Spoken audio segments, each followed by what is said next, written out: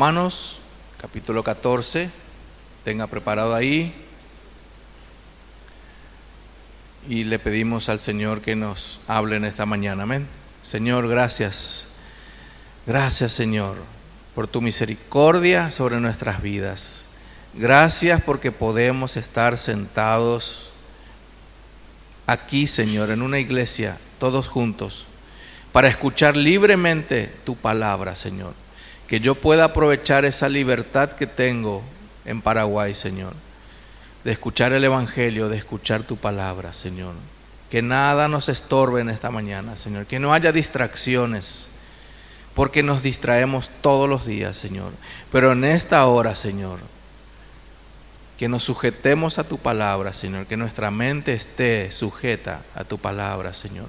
Porque tu palabra nos limpia, porque tu palabra nos salva, porque tu palabra santifica, porque tu palabra cambia el corazón, porque tu palabra enseña, Señor, porque tu palabra nos moldea, porque tu palabra nos limpia, Señor, porque tu palabra nos edifica, Señor, porque tu palabra nos da el gozo de la salvación, Señor.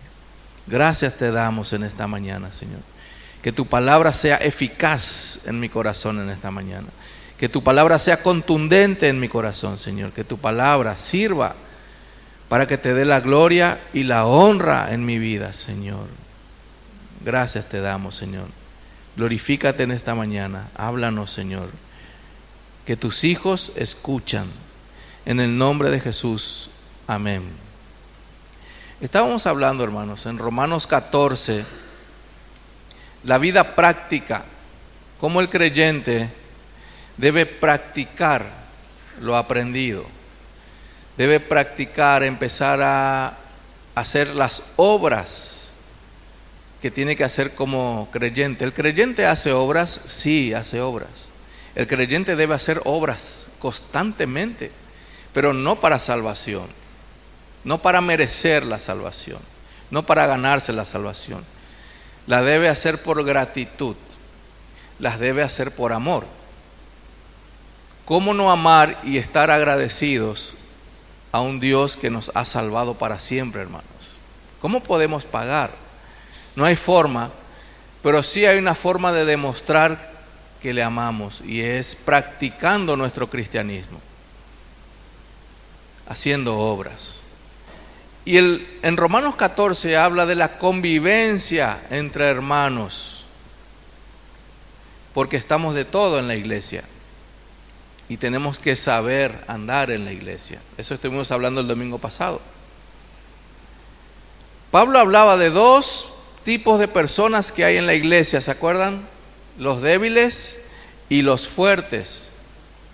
No se trata de quién es más espiritual o no, se trata de la comprensión del evangelio que uno tiene. Generalmente, hermanos, cuando vamos creciendo, vamos leyendo la Biblia, vamos madurando, vamos padeciendo tribulaciones, vamos sufriendo un poquitito, eso hace crecer. El sufrimiento, los padecimientos nos ayudan a buscar más a Dios también. Entonces la meta, hermanos, es crecer. La libertad que hemos tenido es para crecer. Somos libres en Cristo, en toda la Biblia habla de eso, que Cristo nos dio libertad. Ahora, en varios pasajes de la Biblia dice que no debemos usar esa libertad para hacer de tropiezo a otros hermanos, o para entristecer a otros hermanos, o para dar mal testimonio. A veces pasamos la raya y no entendemos bien la libertad. Entonces, ¿quiénes son los maduros en la iglesia? Los que van creciendo, los que van comprendiendo mejor su libertad en Cristo. Vimos también que había problemas específicamente con la alimentación, porque se juntaban en aquella época en la iglesia de Roma judíos y gentiles y venían con sus costumbres, ¿se acuerdan? Los judíos que se convertían entendían que Cristo les salvó, pero les costaba todavía entender esa libertad. Entonces ellos tenían miedo todavía de comer cualquier cosa, por ejemplo, porque se acordaban de Levítico, y en Levítico hay una lista de comidas que Dios mandó que no se coma. Pero vemos después en el Nuevo Testamento cuando Pedro tuvo una visión de animales inmundos que venían en la visión delante de Pedro y decía esa voz: mata y come. ¿Se acuerdan? Mata y come todo lo que se cae en la visión, dando a entender que la salvación, Pedro dice después, entendí que la salvación es para los gentiles también, a ellos les alcanza, a cualquiera, de cualquier país le alcanza la salvación. Eso es lo que entendían. Y los fuertes, el problema de los fuertes o el pecado que podían cometer los más maduros era humillarle a los débiles, hablar mal, reírse de los débiles, porque ellos todavía no quieren comer tal cosa, porque específicamente de la comida está hablando. Pero también podemos aplicar para estos tiempos que podemos ser de tropiezo. Uno de los pecados más graves que puede cometer un hermano cristiano es hacer tropezar a otro cristiano. Ese es el pecado y de eso vamos a hablar en esta mañana. Las prohibiciones que Pablo manda a la iglesia a que no hagan, porque va a ser pecado, va a debilitar al hermano. Dice en Romanos 14, versículo 13, en adelante, la continuación de lo que está hablando Pablo de Romanos 14, la segunda parte sería, Romanos 14, versículo 13 en adelante dice, así que, ese así que, hermanos, viene del versículo 12 que dice que cada uno vamos a dar cuenta, ¿verdad? Cada uno vamos a rendir cuenta delante de Dios. Uno puede pensar, yo soy libre, puedo hacer como quiera, el Señor me salvó, me perdona. Está bien, usa tu libertad, pero acordate que igual vas a rendir cuenta de tu cristianismo. Vas a rendir cuenta de lo que hiciste. Todos vamos a rendir cuenta. Entonces dice Pablo, así que, ya que vamos a rendir cuentas, ya no nos juzguemos más los unos a los otros, sino más bien decidid no poner tropiezo u ocasión de caer al hermano. Vamos a empezar por ahí. Uno de los no que está en la Biblia. Fíjense el versículo 13. No poner tropiezo. No hagas tropezar a tu hermano, a cualquiera de los dos, pero más se refiere al maduro. No hagas tropezar a tu hermano. Él cree que no se puede mirar tal cosa en la televisión porque él peca cuando ve eso. Él dice que es pecado. Entonces, no le obligues a mirar. A uno te afecta un partido de fútbol, no sé, un ejemplo, pero al hermano parece que para él es pecaminoso el fútbol, es malo. Creo que no está bien delante de Dios, piensa él, ¿verdad? Porque es algo muy mundano, no sé, un ejemplo. Entonces, el maduro que vea solo en su casa el partido. ¿Se está entendiendo? Y cosas así. Entonces, no hagamos tropezar, forzar al hermano que está todavía en proceso de entender mejor su libertad, dejarle nomás ahí. Ahora, el débil no juzgue al maduro. O sea, le ve el débil mirando al maduro, viendo el fútbol y le dice, va hacia el infierno, hermano. Un ejemplo. O sea, no le juzgue. ¿Por qué? ¿Por qué hablo un ejemplo del fútbol? ¿Está en la Biblia explícitamente que el fútbol es prohibido? ¿Es pecado? No. Si está explícitamente, no robarás. Eso sí dice. Los dos se tienen que exhortar, el débil y el fuerte. Si está robando, se tienen que decir, hermano, no se hace eso. Los ladrones no heredarán el reino de los cielos. O sea, un recordatorio le haces, ¿verdad? Acordate que la lista de los ladrones no se van al cielo. Acordate nomás de eso. Un ejemplo. Entonces, hay pecados explícitos, pero hay actitudes también que pueden hacer que peque el hermano. El tropiezo es terrible, hermanos. Y si vamos al contexto del hogar, los padres que estamos aquí, no hagamos tropezar a nuestros niños. No hagamos tropezar a nuestros niños. Un ejemplo aterrador le voy a dar. No, un ejemplo común en todas las iglesias que pasa. Que no sé si ya les contaron o les pasó alguna vez. Que los padres en la iglesia levantan las manos y adoran en la iglesia. Aleluya, santo, santo. Pero en la casa son bien mundanos. Malas palabras, todo el tiempo. Y los chicos, ¿cómo lo que es? En la iglesia, gloria a Dios, santo, santo. Atrápame, Señor. O sea, todo, gritan, todo. Pero en la casa, hermano, se descompone todo el día. No digo que se equivoca una vez, ¿verdad? Somos humanos. Pero un estilo de vida bien mundano. Entonces se confunde la criatura. Se confunde, ¿verdad? Es como esa anécdota que todos los pastores de toda la iglesia cuentan. Que estaba un niño, terminó el culto, esperó la entrevista para hablar con el pastor, un nene de 8 o 10 años. Esperó que termine todo el culto, hizo fila para hablar con el pastor y se acerca al pastor. Pastor, ¿será que no se puede hacer una pieza acá?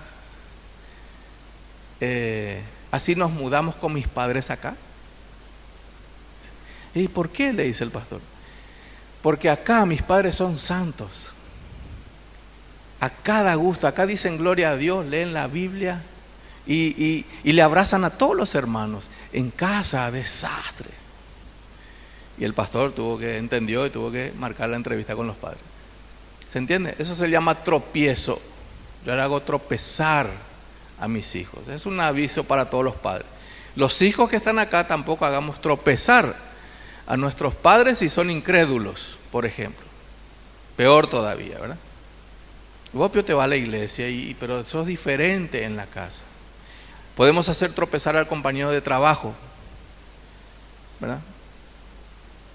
Pero dice que se va a la iglesia, pero en la conducta diaria no parece nada de cristiano. Por eso dice acá el versículo 13, fíjense, decidid. Marque el versículo 13 ahí que diga decidid. Es una orden, no es una sugerencia.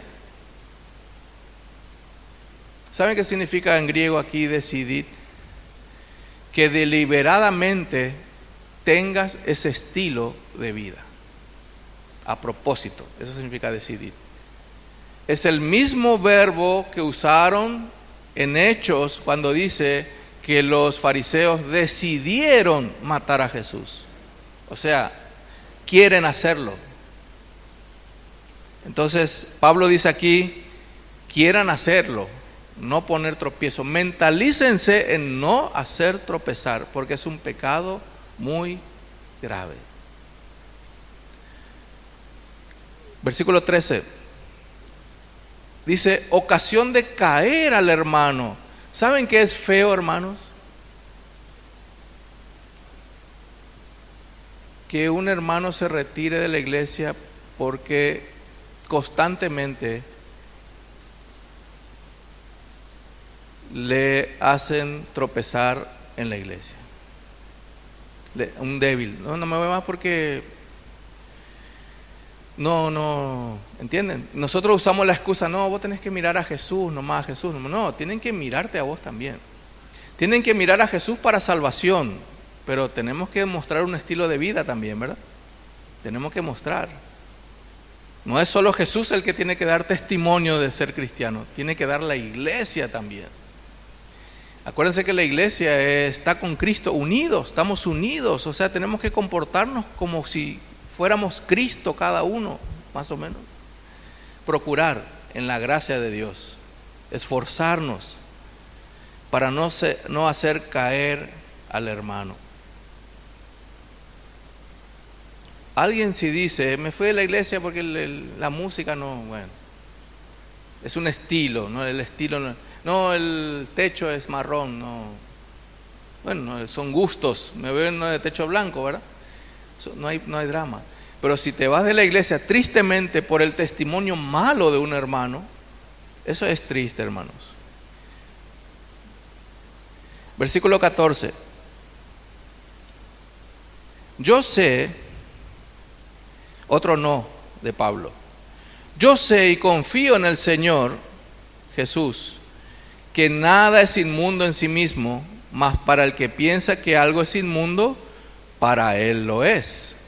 Pero si por causa de la comida tu hermano es contristado, ya no andas conforme al amor. No hagas que por la comida tuya se pierda por aquel por quien Cristo murió. Segundo no es, no hagas entristecer a tu hermano. No hagas entristecer a tu hermano. Fíjense que está claro en el 14. Para algunos piensan que es algo inmundo comer cierta comida, todavía lo piensa así. Se convierte en judío, hermanos, y todavía yo sé que va a tener lucha con el jamón, por ejemplo.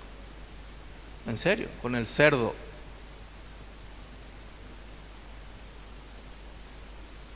Te dice no, gracias. O sea, si dice así, un hermano judío se convierte, o alguien que cree en eso, que todavía cree que es pecado comer carne de cerdo, no nos burlemos, ¿verdad? Bueno, está bien, respeto, ¿se entiende? O sea, no reaccionemos con burla, porque en su conciencia él cree que es algo grave. No entendió todavía que Cristo nos dio libertad para comer. Amén. Cristo nos dio libertad. Ya sería tema de salud, no de algo espiritual o de salvación. Comer algo no sería algo de salud nomás, no sería algo que va contra Dios, sino algo de la salud, algo religioso, un ritual religioso. Entonces dice, no hagas entristecer a tu hermano. Versículo 15. Si haces eso, entonces ya no andas conforme al amor. Para Dios significa que es como un acto que no estás amando a la persona. No le estás amando. O te estás burlando o estás juzgando porque alguien está comiendo jamón, carne de cerdo o algo que prohibió en el Antiguo Testamento. ¿Se entiende? Es todo un tema. En lo que respecta a la bebida alcohólica, está 500 posturas ahí en la iglesia, en toda la iglesia, hermano. Debía decir, para algunos, solo agua, pastor. Coca ya también es pecado. O sea, ni jugo jugo, sí, sin azúcar, ya se va. Y esto ya, bueno. Vino. Y algunos tienen la medida bíblica, medio así te dice. No sé dónde está en la Biblia, que es la medida bíblica. Media copa, un cuarto copa, un vaso, pastor, ¿qué es lo que? ¿Verdad? Otro dice, no, nada de nada. ¿Qué hacemos ahí, hermano? 500 posturas hay. Entonces, agarrar las 500 posturas y poner en un colador y mirar en la Biblia qué exactamente dice en la Biblia. En la Biblia dice, no os embriaguéis con vino. Amén. Si Pablo y Pedro y Juan decían prohibido totalmente tomar una gota de alcohol, ahí sí la iglesia debe obedecer totalmente. Ahora, el problema no es, hermanos, un sorbo de vino. El problema no es eso, si lo tomas o no lo tomas. Es cosa tuya y de Dios. Vas a rendir cuenta del vaso de vino. El problema es que yo lo tome o pruebe o muestre o alardee o diga delante de una persona cristiana que le afecta. ¿Por qué? Porque le trauma escuchar solo la palabra alcohol. ¿Por qué? Porque su papá se emborrachaba y le golpeaba a su esposa. O murieron por causa del alcohol. O hay divorcio en la familia por causa del alcohol. Entonces no puede ni escuchar la palabra alcohol. ¿Entienden? Nosotros tenemos que ir más allá del líquido. Nosotros tenemos que pensar, hermanos, en no hacer entristecer a la persona. No solamente con el alcohol, sino cualquier tipo de traumas que haya tenido la persona. No solamente el alcohol daña, hay gente que ya está viciada en celular, viciada en juegos electrónicos, viciada en cualquier cosa, ¿no? Vicios de todo tipo. Y se trauma la gente quiere escaparse de todo eso. Entonces, cuidado con nosotros hacer tropezar o entristecer. A algún hermano no le afecta agarrar un play y jugar un rato, para otros no quiere ni mirar porque le ocasionó graves daños en su juventud, en su adolescencia, en su estudio, en lo que sea. Le hizo mal. Entonces, guardo nomás en el ropero mi play y no juego cuando él está. Versículo 16 en adelante.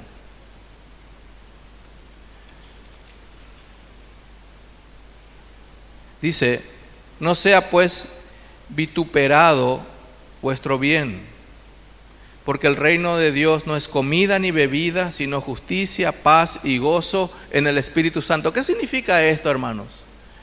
¿Saben qué significa esto? Hermanos, dice Pablo, más allá de tu placer terrenal, de tu libertad, está la justicia de Dios. Está el reino de los cielos, es más importante. Amén. Un ejemplo.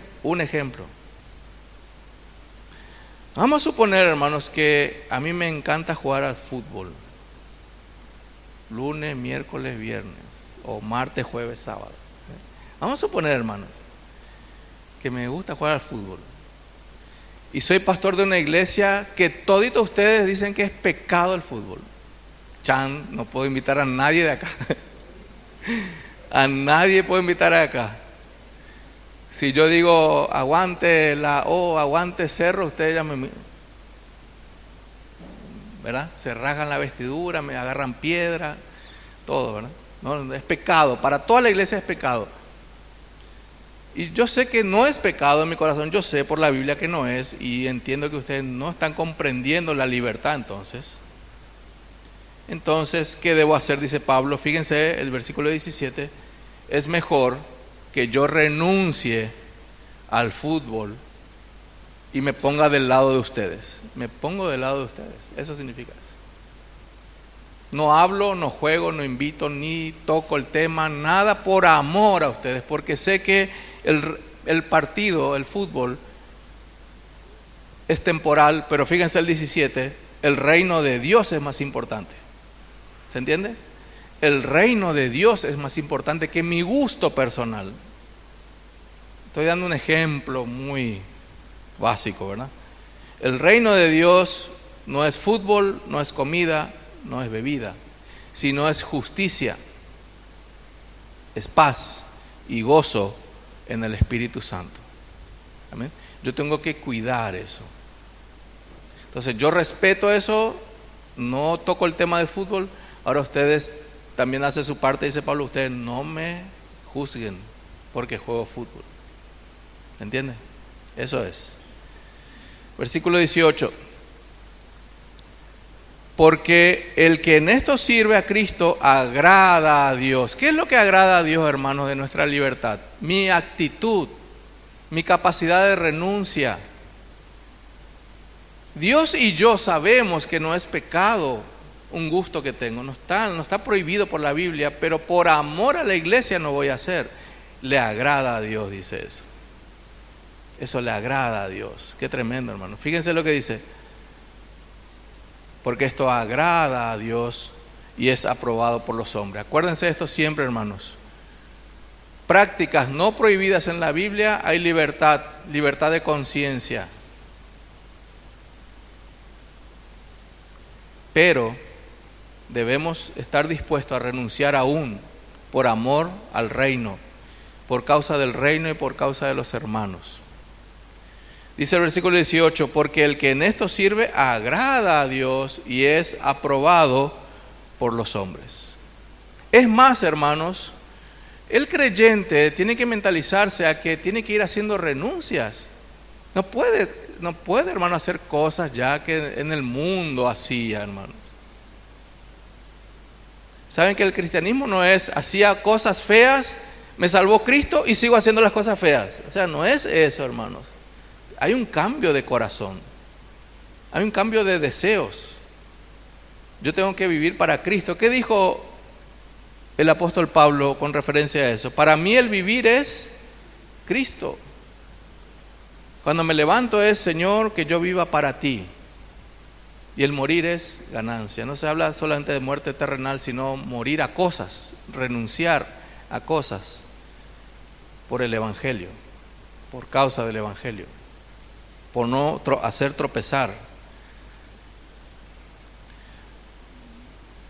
Dice el versículo 19, así que sigamos lo que contribuye a la paz y a la mutua edificación. Esa es la mentalidad de un creyente que quiere crecer espiritualmente y quiere madurar. Señor, ayúdame a hacer lo que solamente edifique, de palabras, de actos, de pensamientos, de actitudes. Lo que edifique, Señor, lo que va a hacer tropezar a la iglesia, que no haga, Señor. No, ayúdame a combatir eso en mi vida, lo que haga tropezar a los otros. 19, lo leemos otra vez porque es muy importante, hermanos. Sigamos a la iglesia, sigamos lo que contribuye a la paz. Acuérdense que el anhelo del Espíritu Santo, ¿cuál es, hermanos? El anhelo del Señor, el anhelo de Dios. Que la iglesia se mantenga unida, a pesar de que somos diferentes. Amén. Pablo, o Dios, porque es la palabra de Dios, no pide, hermanos, que seamos todito iguales en todo. Nunca va a pasar eso. Somos totalmente diferentes, gustos diferentes, prácticas diferentes, cultura diferente, estilo de vida diferente, pero en lo que tenemos que ser unidos es en lo espiritual, en lo que tenga que ver con el reino de Dios. Amén. En lo que edifica, en eso tenemos que estar unidos. En el caso de nuestro hermano David, estamos unidos ¿en qué? En oración por él. Amén. A pesar de que todos somos diferentes, sí estamos todos de acuerdo en que tenemos que orar por él. Versículo 20, el otro no de Pablo: no destruyas. Esto es tremendo, hermanos.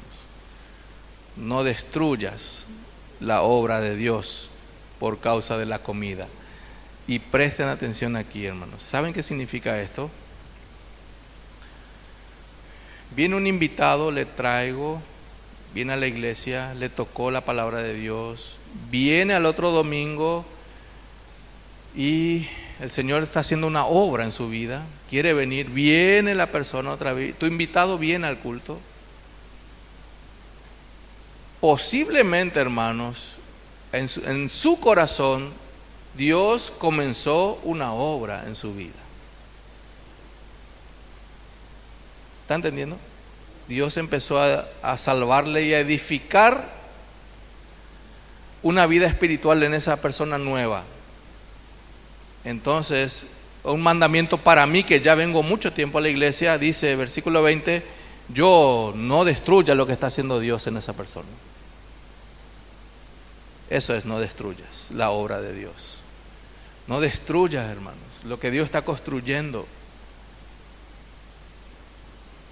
Cuidado con algo que Él se pueda ofender o que sea chocante por lo que vio y no venga más a la iglesia.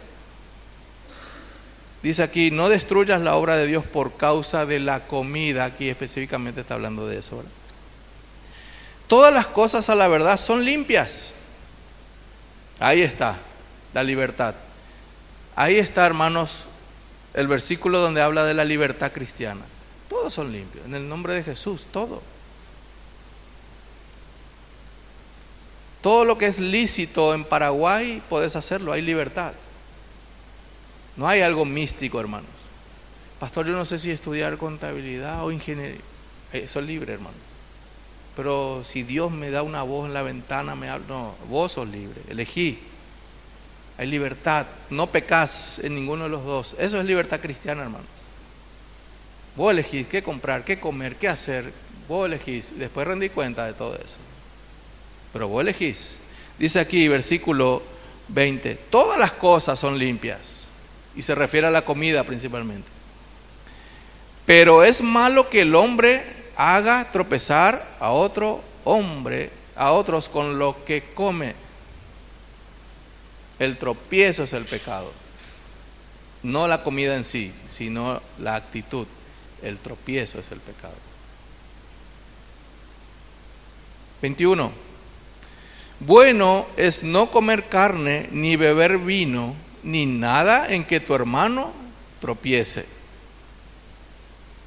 Aquí habla, hermano, en el contexto, es que la carne, había tipos de carne que los judíos podían comer y tipos de carne que no. Por eso menciona aquí la carne. ¿Ven? Hasta ahora hay hermanos que preguntan si puede comer o no tal corte de carne, ¿verdad? Morcilla, chan. Hermano, yo le digo, métele. El tema ya no es el nombre, ahora la cantidad lo que tenés que... No el nombre de la comida, la cantidad ahora hay que cuidar. Todo comer. Pero pastor, morcilla, yo no como. Y bueno, hermano, vos no comes, él come, hay libertad. Amén. Hay libertad. Ahora, si el hermano dice, a mí me hace re mal ver a un hombre comiendo morcilla, entonces, agarra la morcilla y guarda, por decirlo así.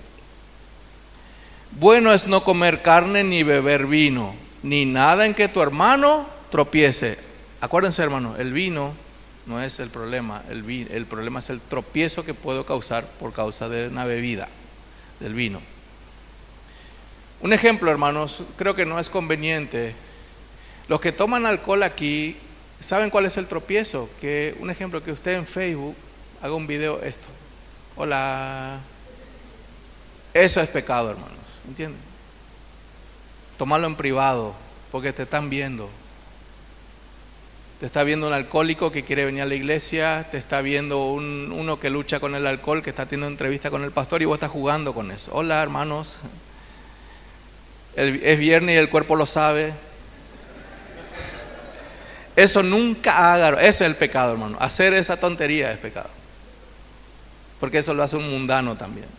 ¿Se está entendiendo? Entonces, yo le escribiría en privado, hermano, salud, pero en privado. Tomá 5 litros, pero en privado, hermano. En privado, no hagas tropezar en las redes sociales. Y pasa, ¿saben por qué? Porque después le ves al hermano que hace así, le ves acá cantando, predicando, está expuesto, ¿verdad? Y la gente se confunde. La gente se confunde. Otro, versículo 21. No haga que tu hermano tropiece o se ofenda o se debilite. Acá no dice no tomes, acá dice no hagas que tu hermano se ofenda. ¿Se entiende, hermanos? Hay libertad y cada uno rendiremos cuenta. Versículo 22, vamos finalizando. Otro no, el último no. ¿Tienes tu fe? ¿A quién le dice esto, hermanos? A los hermanos maduros, a los que entienden de la libertad, a los que tienen fe, en el sentido de que comprenden mejor el Evangelio. ¿Tienes tu fe? Entonces tenela para contigo delante de Dios. ¿Qué está queriendo decir? Es practicar la libertad, pero delante de Dios. Ahora, cuando sabes de un hermano débil, guarda todo, renuncia a todo, para todo. Es mejor en la justicia, es mejor el reino de los cielos. Es mejor que se salve el hermano que mi placer momentáneo.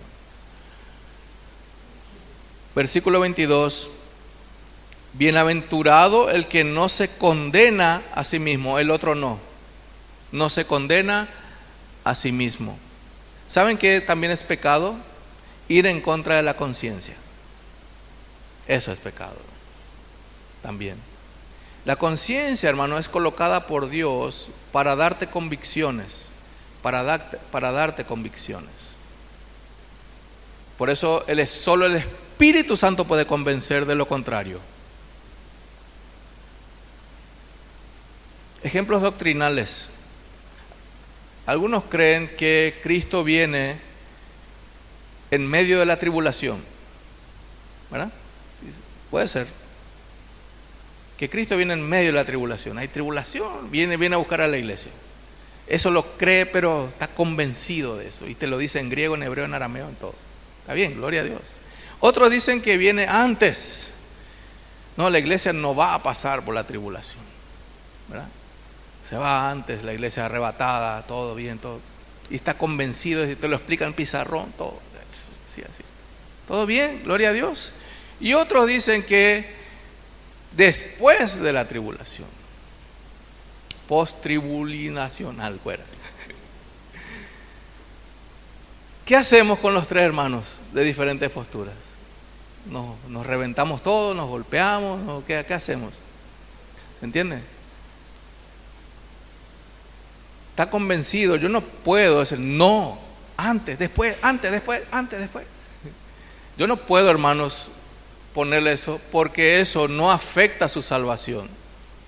No voy a pelear por él por eso, porque él no se vaya al infierno si cree uno de los tres cosas, ¿se entiende?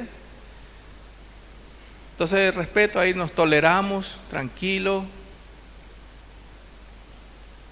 Pero si yo creo en vano lo que me dijo otro hermano, sin estar convencido, porque me dijo fulano, entonces voy a empezar a creer. Pero mi convicción dice que no. Entonces ya estás luchando, estás pecando contra tu conciencia. Eso es lo que dice aquí el versículo 22.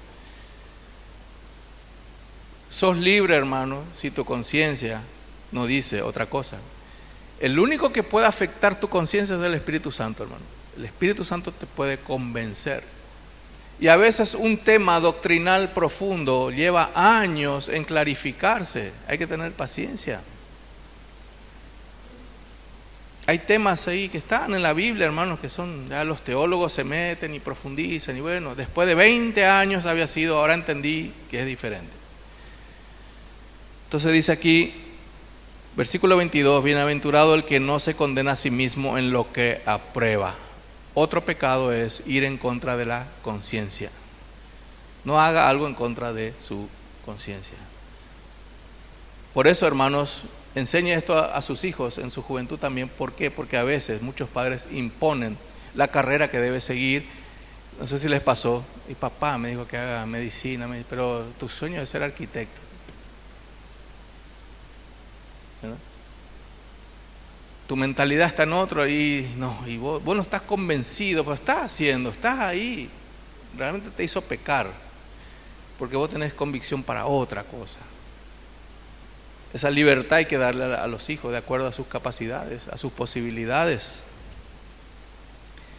Y sale frustrada esa persona porque no ejerzo, no tengo el título, pero no me gusta, nunca me gustó, lo hice por papá, lo hice por mamá. Todo el tiempo en contra de su conciencia. Versículo 23. Otro pecado, fíjense. Pero el que duda sobre lo que come es condenado. También es pecado. Porque no lo hace con fe y todo lo que no proviene de fe es pecado. Aquí significa todo lo que no viene de la buena conciencia, provocada por la buena conciencia. Leemos una vez más para que se entienda. El que duda sobre lo que come. O sea, todo lo que usted haga con dudas en las cosas del Señor, consulte antes de hacer. La duda, hermanos, es una buena alarma. No sé si ya le pasó que estaba por emprender algo, hay algo que no le cierra. No lo haga, hermanos. Espere. Puede ser una buena alerta porque usted va a decir esta frase famosa que usted ya dijo alguna vez. Sabía luego que iba. No sé si ya dijo eso. Sabía luego que iba a meter la pata. No sé. ¿Verdad? Su conciencia te estaba avisando. Hay algo que no cuadra y vos vas a atropellar y no era así como pensaste. Entonces, hermanos, para cerrar, somos libres en Cristo. Él nos dio libertad. Somos libres. Tenga esto presente, hermano. Haga el balance.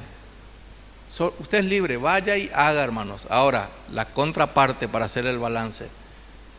Sos libre, pero para hacer las cosas que agradan a Dios. Para eso usa tu libertad. Amén. Mentalizate en usar tu libertad para las cosas que agraden a Dios. Por ejemplo, leer la Biblia. Libertad, hermanos. 15 horas por día. Ahora, una cosa secular que no está prohibido, hacerlo, pero cuidado el tiempo. ¿Es bueno estar en las redes sociales? Es neutro, no es pecado. Ahora, ¿cuánto aprovechas de todo lo que haces con eso? Eso nomás, hay libertad. Fútbol, deportes, estudios, hobbies, tenés libertad, hermanos. Hay libertad. Ahora, usa bien tu tiempo también para agradar al Señor. Que sea de edificación lo que hagas. Amén. Que sea de edificación todo lo que hagas. Una sugerencia, una idea. Pastor, ahora entré voy a correr la maratón, no sé, voy a entrar en un gimnasio de artes marciales. Gloria a Dios, metele, hermanos, pero aprovecha eso también y evangeliza. Invita a la iglesia, a los conocidos de ahí. Ahí voy a estudiar, estoy en un grupo ahora de la universidad. Muy bien, hermano, metele cualquier carrera que esté autorizada por el gobierno, metele y aprovecha para evangelizar. Cosas que agradan a Dios. Amén, hermanos. Vamos a orar y nos preparamos para la cena del Señor. Amén. Dios poderoso.